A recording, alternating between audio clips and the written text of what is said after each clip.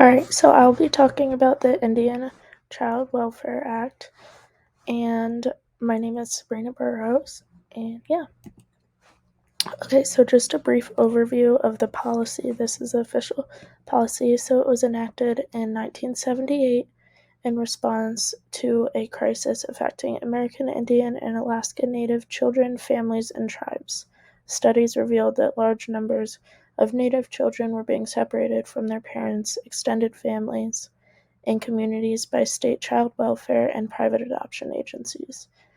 Research found that 25 to 35% of all Native children were being removed, and of these, 85% were placed outside of their families and communities, even when fit and willing relatives were available. So, this act aims to support Indian children, particularly those who may live on Indian reservations connected with their families and/or culture. And Native American children were disproportionately negatively affected by foster care systems and removal from their homes, and are affected tremendously by bias. As you can see, the rate of Native American children being removed from their homes was far higher than those of white children. And this act also ensured that social workers consider cultural influences in the household and that they involve the parents, family, and tribe in the care and placement of the child rather than disregarding. So in 2016, the Indian Bureau of Affairs published the guideline for state courts and Indian child custody proceedings.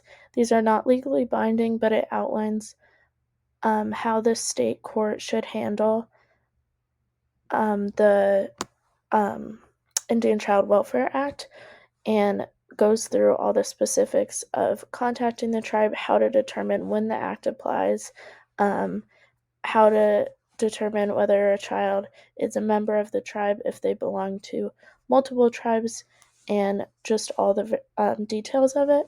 So you can see on the right the placement preferences. So first going to the child's extended family to keep that child within their family if possible. Foster home approved by the tribe. American Indian home licensed by the state, or an institution approved by the tribe. So, just to ensure that the tribe is involved and family in the placement of the child to determine the best fit home for the child, not just the court or the social workers. So, some different perspectives. Um, so, some recognize the rationale behind the act. It emphasizes the importance in preserving cultural heritage and resources, and to protect Native children and families from systemic bias and discrimination.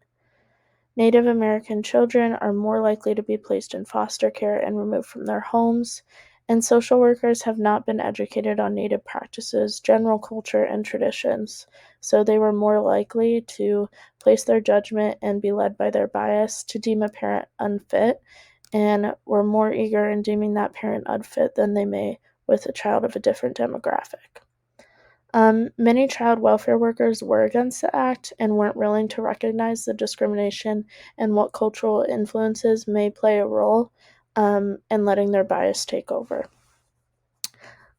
Some people believe that this process is unfair, as it discourages from placing the child in the home of a family that is not connected to the tribe, although they may be an excellent fit other than that.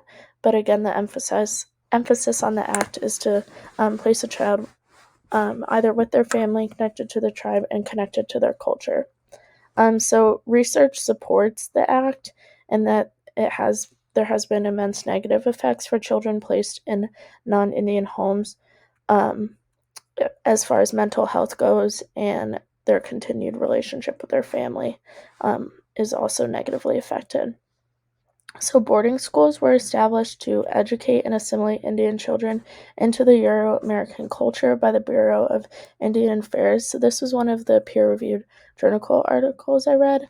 And so, this reduced a child's connection to their culture and discouraged them from being connected to their family, as the emphasis was to kind of mold them to be more in line with the Euro-American culture, which obviously discourages them from being connected to their own culture.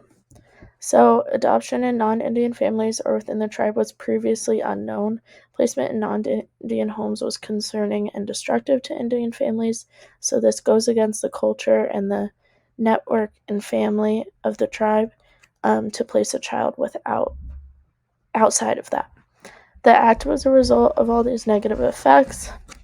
ICWA returned jurisdiction to tribal courts in a matter involving Indian children living on the reservation, so again, keeping the tribe involved.